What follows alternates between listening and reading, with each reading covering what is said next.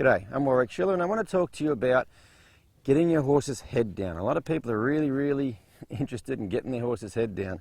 And there's a good story. I did a clinic in Australia a few years ago and there was a group of people at the clinic and all they wanted to do, they had a little local Western riding club and all they wanted to do was, you know, basically go slow and put their horses' heads down. And so all they were doing was trying to go slow and put their horses' heads down. But what they'd done was, you know, made their horses' heads go down and make them get on their front end. And when a horse goes around with his head down his front end, as soon as he tries to do anything, he has to lift his head up to kind of balance himself, sort of thing.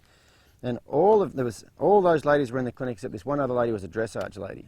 Anyway, on the second day, I think it was, I had them do an exercise where they just turn completely loose and don't care what the horse does and just let it canter around, like one at a time. And every one of those ladies that were trying to get their horses' heads down, as soon as they turned loose, it stuck in the air and they ran around like that. The dressage lady, who hadn't been trying to get her horse's head down, but had been trying to organise her horse's body from here to here, as soon as she turned loose and cantered around on the buckle, the horse cantered around like that, maybe even a little bit lower. And that's the thing, is you are trying to organise your horse's body. If you're doing something with their head, you're trying to communicate through their mouth. Like if you've got stiffness in their mouth, you can't communicate with this. It's like a telephone line and there's no connection, you know. If your horse is soft in his mouth, head, neck, it's all connected to his body. Like you see this little horse, when I touch those reins, his feet start moving as well as everything else gets soft. Try not to think about your horse's head. Your horse's head is basically nothing to do with it. You're really trying to address this stuff here. And there's a little exercise you can do if you want to try it.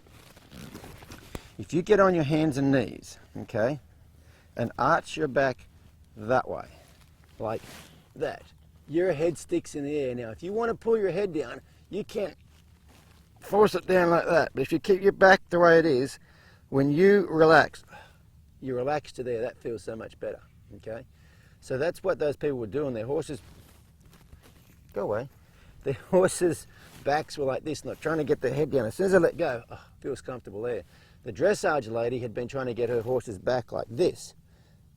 And when you get your back like that, your head just naturally hangs down. It's almost hard to lift it up when your horse's body's like this. And don't think it's just about the back. It's really about where they carry their weight.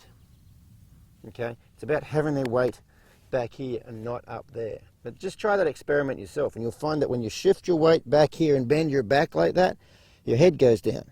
If you lean forward on your hands and bend your back like that, your head goes up and it's actually hard to put it down.